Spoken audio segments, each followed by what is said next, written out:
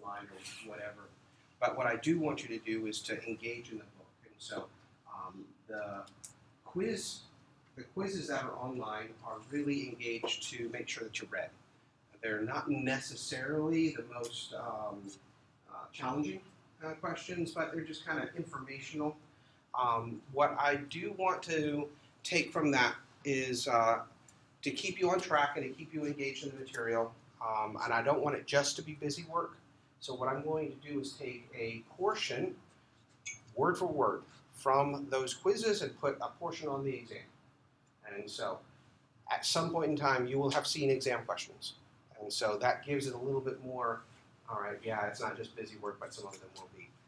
Now, necessarily the level of challenge of the questions that we have in the homework is probably not going to be ultimately the level of challenge that we'll have on the full exams because they're more informational. But if you don't know the information, you can't think higher levels. And so we've used the online system a whole semester in Bauchem 1. This is the second go round. I went through and changed a few of them to make it a little bit more applicable to what we'll see. And so I'm hoping that the questions that you will see will go over in class. There may be a question or two that come directly from the book in the reading itself. I might just glaze over it in the lecture, but it may be just a tad more detailed because I expected that you'd read something. All right, let me go over. The other thing that I'm going to do for you is to record each lecture. And so I'll articulate it on the iPad, but I'm actually recording it right now, and then I'll post those, hopefully for you to use as a study tool. What I don't want you to do is use it as an absence for coming to class. And so I tend to say a lot more than what's on the slide. And so you probably will be filling up a lot of notes around the edges of each of those slides. Sometimes it's a little quick, so having a recording can go back and make sure that you can pick up the things that you might have missed. Okay. This is the first time I've used the online homework. What I usually do is have quizzes and that I have that are on the Moodle site. And so if you've taken a look, there are other quizzes there. I try to engage you into the primary literature. And so we'll actually go, and there's a lot of things that go back to an article, and I'll make you read the article, look at the data, and explain the data, because ultimately that's where you're going to get to a place where you're going to have to learn from, not from a textbook, but from actual journal articles. So I want you to start to engage in that, and you'll see that. We'll assign them as we go. The first quiz we have is an information quiz. You get a couple of attempts to answer these four things, or answer these things. Please provide a 4-digit code. This is so that you can see your grades as we go through the class. Then a couple of questions for you to answer. You should be able to get 100% on that. No problems. All right. So that will be due, I believe, next time. Class schedule. Got lots of things going on, and I already have to update it a little bit, but later in the semester. The info quiz due the 11th, and then the first online quiz due the 14th. Oh my goodness, it looks like we're busy. Looks like basically every time you come in, there's going to be something. And hopefully, as we go through these are things that are helping you prepare towards where we hit the exam. And so the beginning is a little bit busier. It will spread out as we go through the semester. Okay. Unfortunately, I used an old syllabus. The book that we're using is the one that's associated with an online homework system. I do have the old text that I just pulled over. I need to update that. The literature book is a wonderful book. It's a little bit more complex. This book we felt was a much better read. The information is essentially the same, but I wanted something that was more readable for you, and so we decided to go with that text. Okay, we learn about what kind of stuff, biochem stuff, right? and topics, biochem junk, and that's not important to you, right? This is where it becomes important. What are we going to do? We have chapter quizzes. We have exams, 4 of them in class, and then a final exam. And the final exam will be comprehensive to this class. Why am I doing this comprehensively? Because if you go on, which many of you should, not everybody, but many of you should go on to Biochem 2, you get a comprehensive test over Biochem 1 and Biochem 2 called an ACS test. You know about those, right? And some of you may go on to Biochem 3, or some of you may go on to molecular biology. Same class, you sit together in the same room. And I'm going to give you a final there, a different ACS that goes over Biochem 1, 2, and 3, or cell, Biochem 2, and molecular. And so, all this, as we learn it, goes into your heart of hearts, okay? It will follow you forever. And, if you don't see it on my final out of this, you may see it on the final in Biochem 2. If you don't see it there, you might see it on the final Biochem 3. So there's going to be a lot of slides that we cover. I might not ask a question about each slide on this exam 1, right? But it could be the final, or it could be a final, or it could be a final. It'll be somewhere.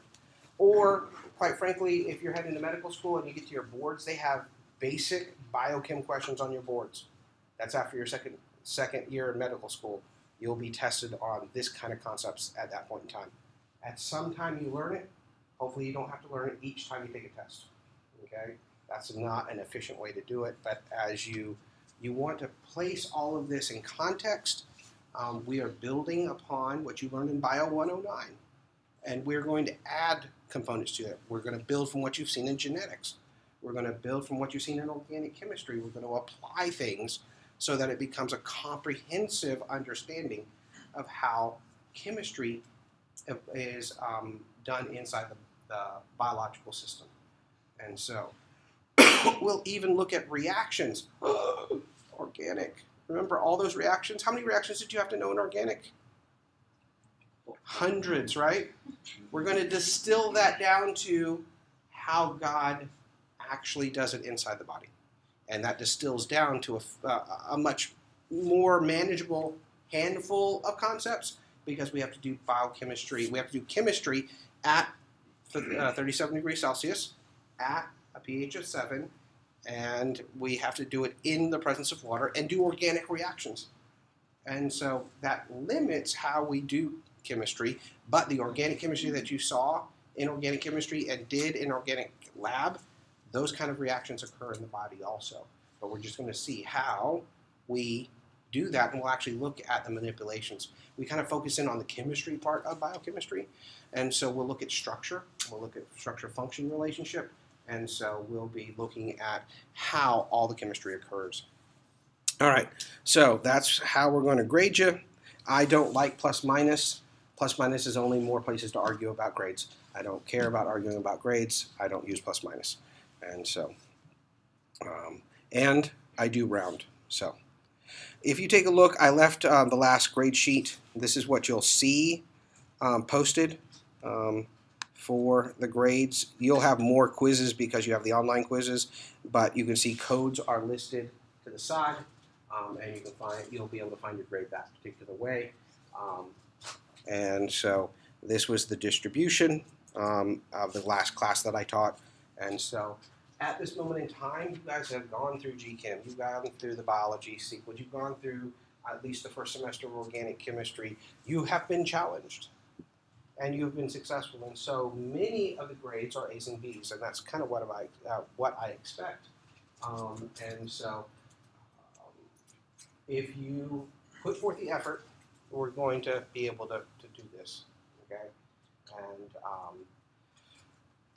what you really need to do in terms of this particular class, it is more like a biology class than, let's say, GChem 1. GChem 1, I give you lots of problems to do, and you can go and do the homework, and you can know that you can do the problems right. And if you set it up and you put it in the calculator, it always comes out right? And so you just need to know a process. Here in biochemistry, it's a little bit different. What we're doing in biochemistry and for you to be able to learn the material, what you have to do is be able to tell the story.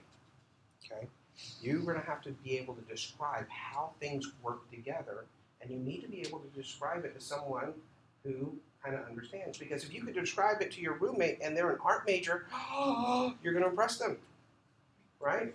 And they're going to think you're really, really smart. Okay, they also probably think you study way too much. Okay, but they won't be able to ask you an articulate question. Okay, so when you prepare for these things, what you should do is be able to study it yourself, spend that time alone, and then get in a group and be able to explain the concepts to each other, because one person's explanation to you, you might learn something, and when you explain it, someone might point out, well, what did you think about this? Or that didn't sound right. Okay? When you're studying, a great way when you do have questions, take a little sticky note, write it on the slide. Okay? When you come to my office to have questions, it'll help us move through your notes and your questions right where you need to have them answered.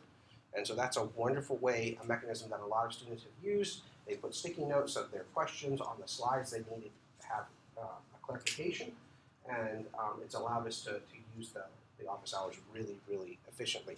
Also, if you can find buddies to come to office hours to go through questions, that's also helpful. Because sometimes someone else's question, oh, you didn't even think of that question. And it's a wonderful study mechanism, okay?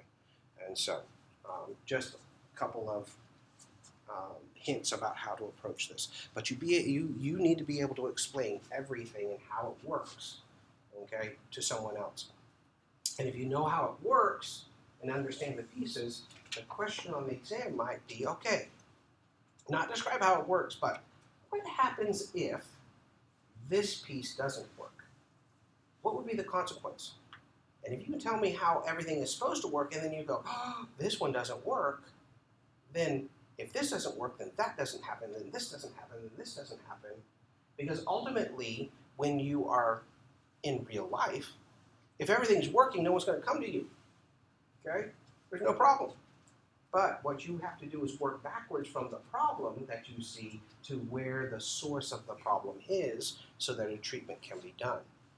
And so that's where you're going to really be using this information.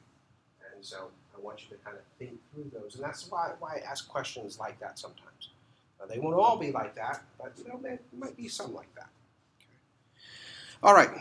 So notes and syllabi and online. Okay, I think we got all of the kind of housekeeping items. Let's go to the Lord in prayer, because everything starts better with prayer.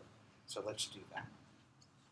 Dear Heavenly Father, I thank you for this day. I thank you, Father, for this opportunity to come and to be a class that we can engage in learning. I pray, Father, that you will give my students, Father, right now, a special blessing. I pray that you will provide their provision to them, Father, for whatever they need at this moment in time. It is the beginning of a semester, but that also brings a lot of stress. I pray, Father, that you will provide a comfort to them, that you will pique their interest in learning, that you will give them a special strength, that you'll provide the financial means, Father, that are needed in this room. Father, that you will just confirm in them that this is where you would have them, and that you have your hand upon them, and that as they take each step, you will lead and guide them to that place you have already prepared for them. I thank you, Father, for the opportunity to present material. I pray I present it in a way that they understand, Father, and I pray that this class, Father, will be one of the best classes they've ever had.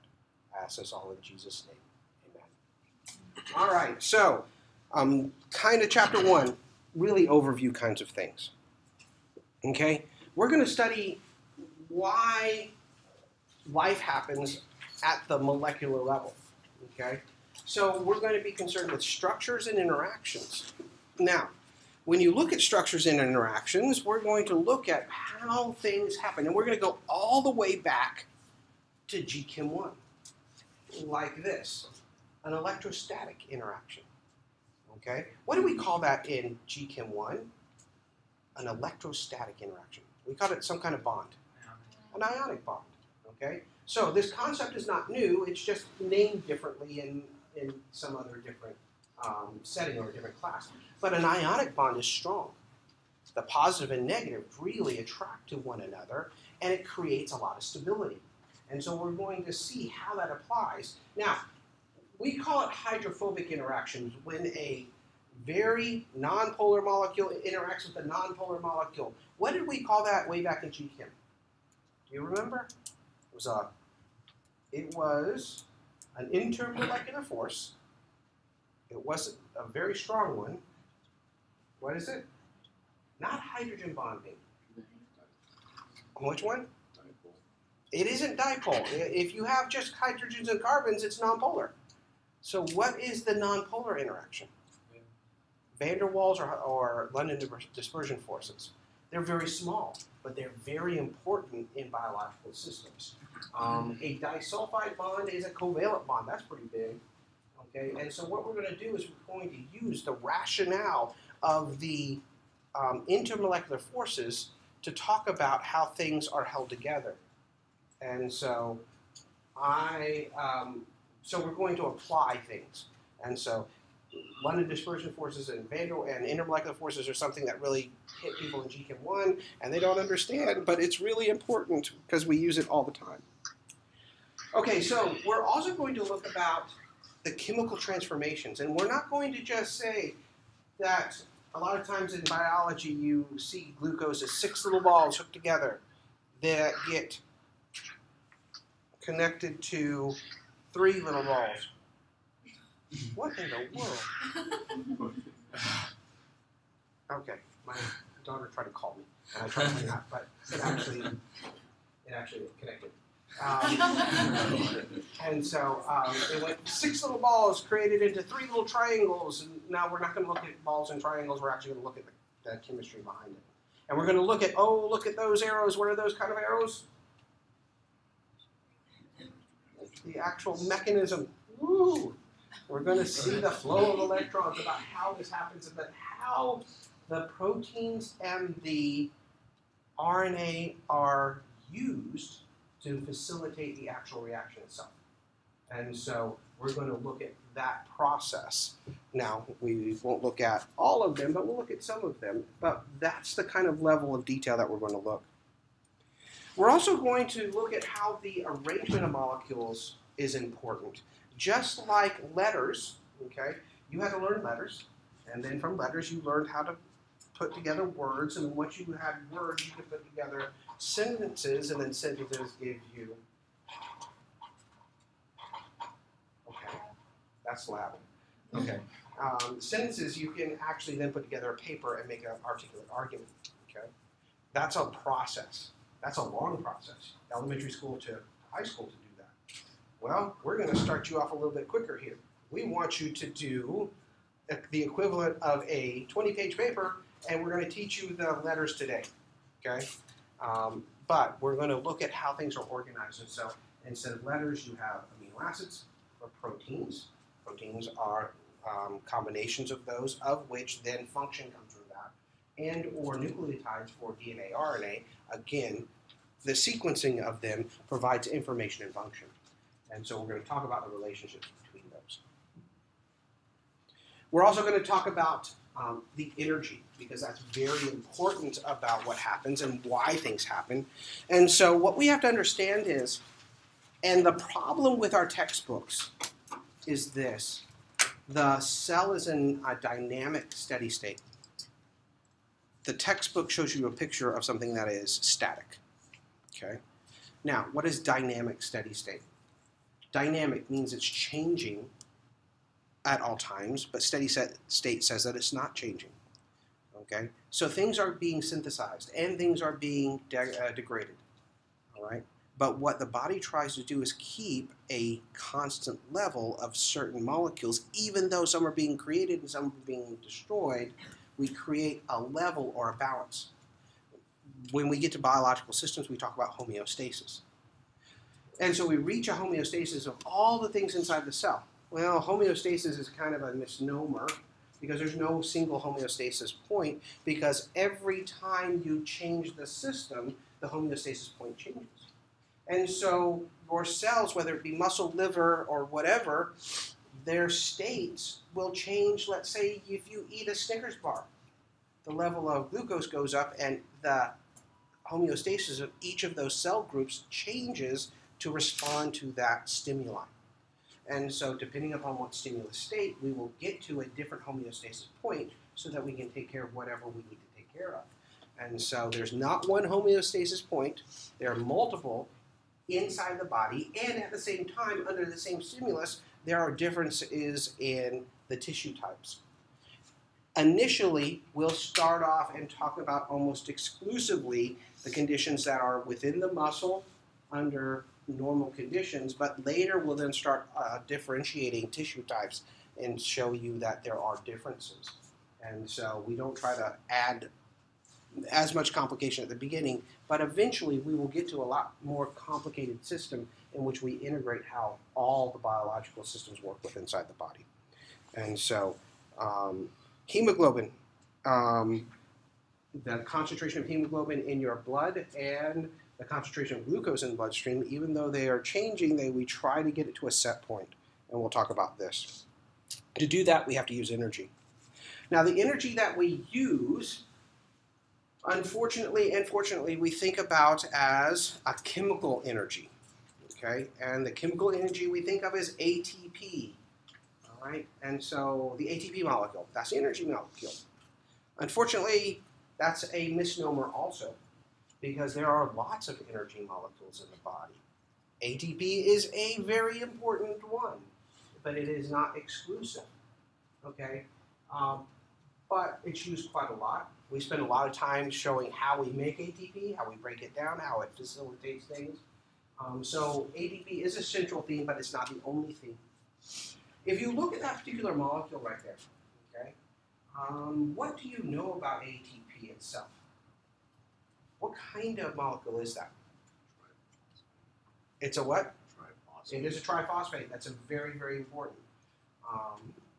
How would you also classify this molecule in a general sense? Where does it fit in? What's its big organizational? It's a nucleotide. And so nucleotides, a lot of times we think of as being informational, right? A nucleotide. But ATP itself is used in a lot of contexts as an energy molecule. And so even though it is part of the genetic process in terms of, is it RNA or DNA? Oh, I'm going to send you back to Biology 109. It's, how many people say RNA? Okay, I've got 6 half. How many say DNA? I got 6 half. All right. How in the world do you tell between RNA and DNA? A hydroxide. In which position? Is it? It's actually this one. And if it has a hydroxide, it is RNA. And if it doesn't have a hydroxide, it's DNA, deoxy. Okay. Why does this molecule have energy? Where is the potential energy in this molecule? Phosphate. The phosphate, not just at the end, although it's highlighted. That's kind of, yeah, that's good. Now, a lot of times the energy is released because the phosphate at the end leaves, but why does that have a lot of energy? Why would this breaking of this give off energy?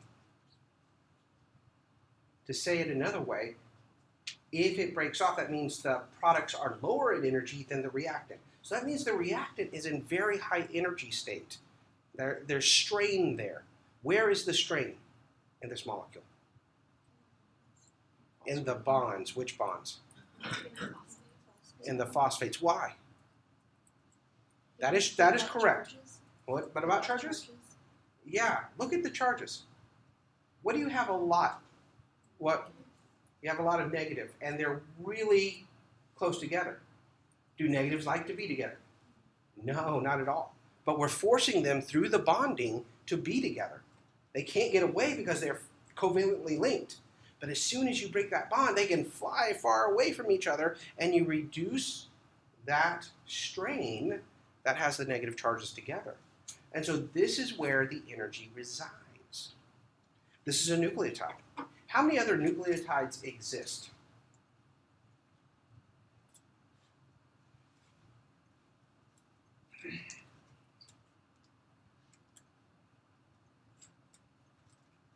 Is this the only nucleotide? No. There are other ones. There are all the deoxy forms and all of the RNA forms. Each one has a triphosphate. Each one could potentially be an energy source. Why is not everything run by CTP? Why is it ATP? Okay, we'll talk about that.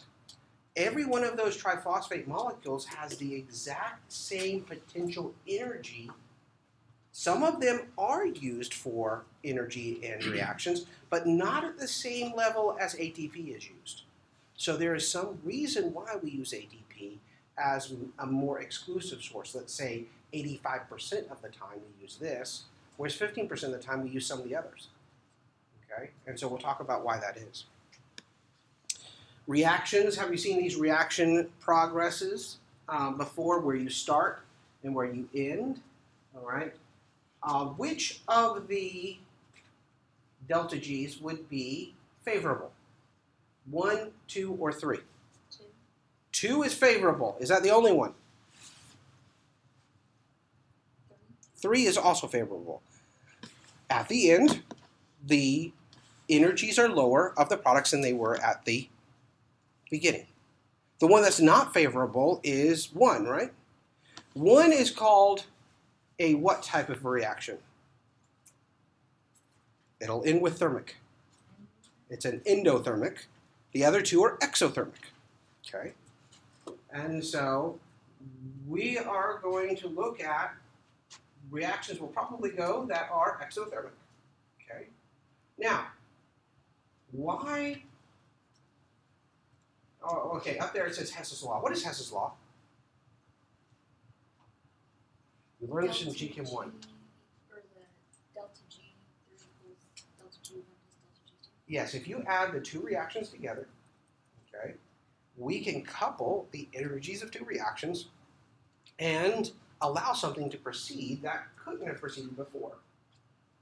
Now, remember way back in GChem 1, we gave you three different reactions, and then you had to multiply by a half or multiply by 2 or flip them and add them all up and do all of that. Okay, that's Hess's law mathematically, but this is Hess's law in real life. To put a phosphate onto glucose, that doesn't want to happen. But if I break a phosphate off of ATP, that really likes to happen. And if I put those two together, it will happen. Now, it doesn't happen in the way that you think. A phosphate doesn't just add to glucose, and a phosphate doesn't just fall off of ATP. They are coupled in how the enzymes facilitate that reaction one to the next, but essentially it's the application of Hess's law. We can make an unfavorable reaction go, coupling it to a favorable reaction. ATP seems to have enough energy to allow a lot of reactions to proceed. It's got enough excess energy in those bonds. But we will see how that process is.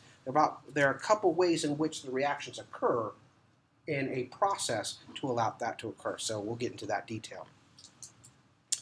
Now, even though you can get from A to B, and B is very, let's say, exothermic, the problem is the delta G double dagger.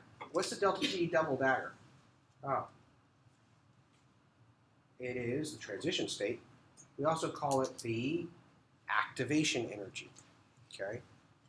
And so even though it would want to go all the way down to the product, sometimes the activation energy is huge. An example, a log likes to react with oxygen to become CO2 and water and lots of fire. It gives off plenty of heat. If I put a log on this desk and let it sit in the presence of oxygen, will that log ever combust on its own? No, the activation energy is too much. But if I add enough energy, like a little bit of flame at the beginning, it starts the first parts of the reaction, and enough energy is given off to consume it completely. Okay? Now, sometimes to make a reaction go, I have to add energy to it to get over that activation energy. Well, here's the problem. Your body's at 37 degrees. It doesn't normally heat up to make a reaction go. That's not why you get a fever. Okay? To make reactions go. What we have to do is change that activation energy. And so what we do is we use a catalyst. Now, the catalyst allows that activation energy to be lowered. And in organic chemistry, you talk about catalysts all the time, but the catalyst that we are going to talk about is a protein almost exclusively, not exclusive, but almost, and we talk about it as being an enzyme. And we'll talk about how that activation energy is lowered so that we can allow reactions to proceed. Okay? Now, how fast it goes and where the equilibrium lies has nothing to do with the enzyme. It has to do with how much the energy of the reactant and the energy of the products are. Okay, that is not changeable. But how quickly we can get to equilibrium is affected by that enzyme. Biological information transfer, okay, done through DNA. And so in our bodies, and so some sort of nucleotides, a linear polymer of 4 monomers, and it's encoded in its sequencing. When we look at DNA, it's double helix in nature. All right. If you've taken genetics, this shouldn't be a surprise. Okay. Now, what's important about the transfer of biological information, even though we have bonding pair, an A will bond to a what? G. T, and a G bonds to a C. Okay. That should be perfect, right? And it should copy every time perfectly. But we do know that it doesn't copy perfectly. And so what we get are error-prone replication. And sometimes that change, which has caused a mutation, could have a benefit or detriment. And an idea behind how things develop is that if a change provides a benefit, it may be selected for. And so, but each change over time will provide a changeable genetic information. And so we'll look at how that occurs. And so if we go from wild type, the normal, to a mutant, the product can be really, really different, where a protein may have a negative charge inside a pocket in the wild type and a positive charge inside the pocket in the mutant. Having a negative and a positive in the same space really affects the protein sometimes. Sometimes it has no effect. Okay? And so just because a mutation occurs doesn't mean that it's either going to be beneficial or an advantage. It could be kind of neutral. And so we'll talk about where that might be important and how that might be important. The idea about proteins will be derived from the genes that are encoded in DNA, and proteins will then be synthesized. And the proteins will be based upon the linear information, creating a linear structure of amino acids, and those linear structures of amino acids will create certain structures, and the structures themselves will provide function. And so we'll look at that particular process. What we'll really look at in this course is how we think about those structures of those proteins and what they look like and how they can provide information. And so we'll spend some time looking at that and looking at that in detail. What we're really looking at is the structures, and we're looking at changes in structure. Now, this is a protein that is vacillating or going back and forth between 2 states. One state wants to bind and one state doesn't want to bind. Okay? One state will bind this molecule very, very easily, and one state doesn't like to bind it at all. Look at the 2 structures. Are they significantly different? Okay, 2 absolutely different reactions to the same binding molecule. But that small little movement, and what we're going to call this is a conformational change, It doesn't have to be large. It just has to be small.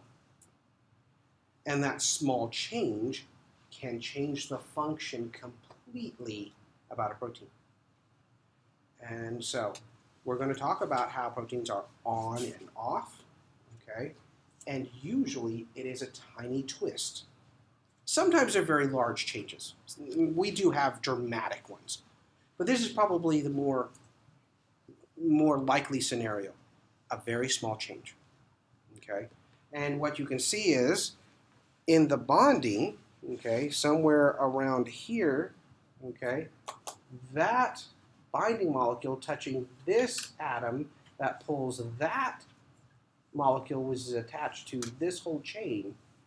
As that interaction occurs, it pulls this, which pulls that, which changes everything. A small little change. We're talking a bonding distance less than a covalent bond. Okay? Covalent bonds are in the 3-4 angstrom range. This might be a 2 angstrom change. And so very small changes. We'll talk about that. Now, the linear sequences are all held together by sharing of electrons. The sharing of electrons is what kind of bond? A what? Covalent. Okay. Now, covalent bonds are two different types, polar and nonpolar. Okay, nonpolar are two atoms of the same electronegativity, which really says the same atom bound. Those exist. They're not really interesting as much. The nonpolar one that we define is carbon and hydrogen because that's how it behaves. But everything else that are two things bound together are polar. And that provides a level of interaction between molecules, and that's very important. The covalent bonds that are formed that we see most often are between carbon, hydrogen, oxygen, nitrogen, and then phosphorus and sulfur get in there within the biological system. We take the entire periodic table and we distill it down to a very handful of atoms that are the majority. Now, a lot of those things on the periodic table will be ions that are used in trace amounts, but these are the ones that we look at. So if you take a look at it, that's mainly things you see in organic chemistry. We are organic beings. Organic chemistry is going on inside of us. The electrostatic bond we've already talked about, called, depending upon what class you're in or what you're talking about, an ionic bond. It could also be called a salt linkage because an ionic bond are salts, salt bridge or ion pair, and their attraction between two oppositely charged structures. Now, charge is going to be important, and charge is going to be changeable in the biological system. Almost everything that is charged in a biological system is charged only if it is in the right pH. Okay? Our biological system is very influenced by pH. And so we will get to a point and we'll have an assignment about looking at the different structures in different pHs, which will then change the charge. And so we need to understand how that interacts. Hydrogen bonding. It is a bond like this. Okay? You've got a hydrogen. That's important for a hydrogen bond. If you don't have a hydrogen, you can't have a hydrogen bond. X and X, okay? At least one bond. It's between two entities, so you have to have two of the whatever you're looking at. And X can be what? Nitrogen, oxygen, or fluorine. Why did I not put fluorine? Because you learned that in GChem 1. Why don't I put fluorine in this slide? Because hydrogen and fluorine. Well, fluorine, bad. Is fluorine bad? I don't know. They put it in our water for strong bones and teeth in terms of the fluoride, but fluorine itself as a reactant is not nice to deal with. Fluorine is not seen in the body too often, okay?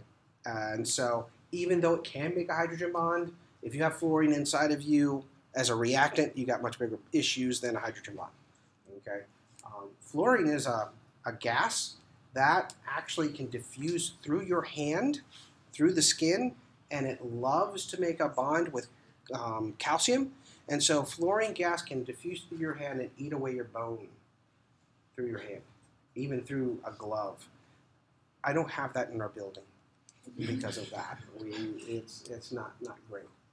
So hydrogen bonds are very, very important in terms of an intermolecular force. They have a significant amount of stabilization, second only to ionic bonds. And so we're in a water environment, so hydrogen bonds become very, very important to us. So a lot of things, a lot of structural items, a lot of reactive issues are going to be justified by hydrogen bonding. So we need to be able to identify them when we look at structure and understand that we're in an environment where hydrogen bonds are pervasive. Van der Waals forces, or London dispersion forces, we will call them from this point on hydrophobic interactions. It'll be the places in which we have lots of carbons and hydrogens. It is the fat-based type of interactions.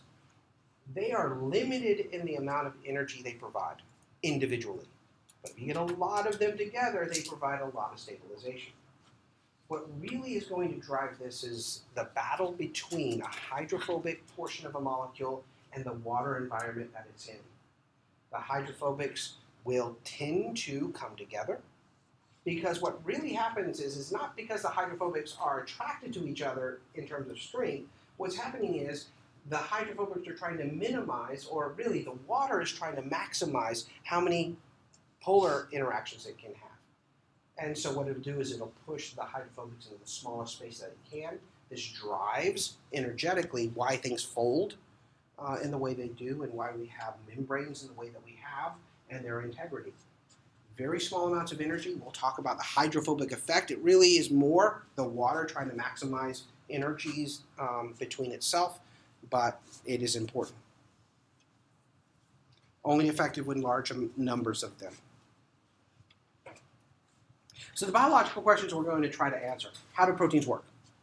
How does their structure influence their properties? These are big questions. How is genetic information expressed? How are biological molecules synthesized and degraded? We'll spend a lot of time, like Biochem 2, on that, and a little bit of Biochem 3.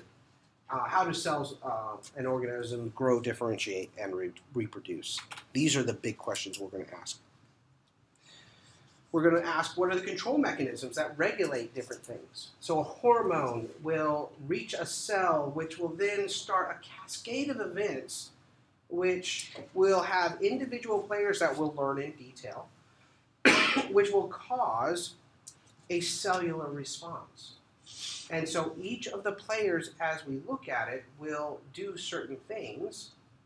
And what we will learn is the systematic way. It's a domino effect. This affects this, this affects this, this affects this, and we'll learn the process. And we'll get some sort of cellular response.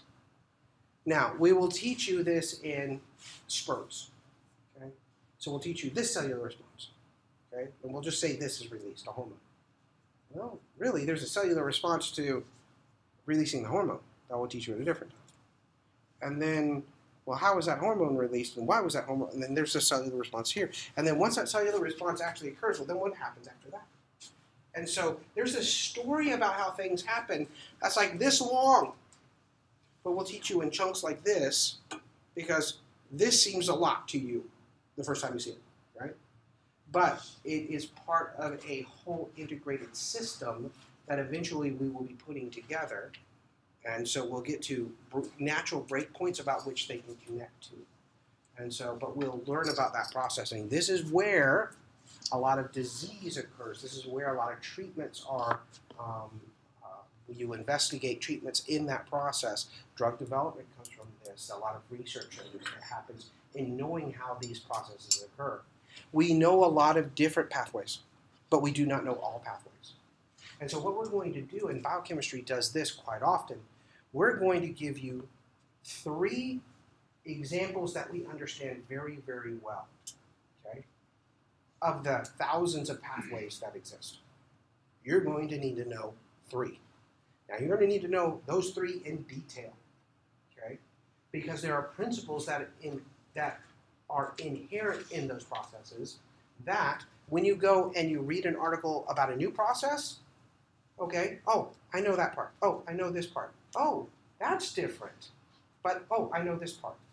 And so what you're going to do is know those three very well and apply that knowledge into, okay, this is how that puzzle fits together in the new process. And so why do we show you these three? Well, every textbook shows you these three is because these are the three that we know very, very well. Okay, if you go off a little bit over to a side, you get to articles where they're showing a process and then you have two competing groups and two different universities that say it happens in two different ways. Then you've got to make a judgment call about which person's research is better. And so we're going to teach you the ones we know, the ones everybody accepts, and then I hopefully will get you to a point where you can start to evaluate what other people say. Okay? And so a lot of examples. We'll learn about proteins. We'll learn 5 proteins to represent the 20,000 that are in the body. And so we have to learn in detail each one, but then step back and see what are the big underlying principles for each one so we can apply that to other things. All right? So we'll be doing a lot of questions, and we will give certain examples, and then we will eventually know everything. Right? That's what we want. All right? Okay.